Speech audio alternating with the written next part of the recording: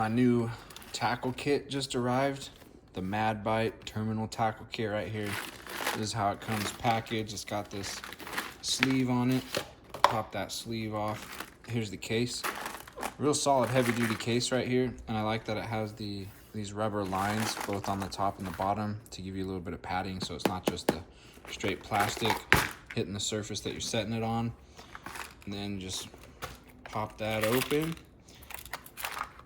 It's honestly organized extremely nicely, and all the little compartments just look awesome and do a great job at storing everything individually. So really happy about that. That's how you pop up. Oh, sorry, not sure that was in camera. Right here, this little switch, just press that down, pops open. Same thing on the opposite side right here, except there's two switches. So that opens the left side, that opens the right side. I mean, that's an awesome case right there. Super handy, super functional, strong and durable.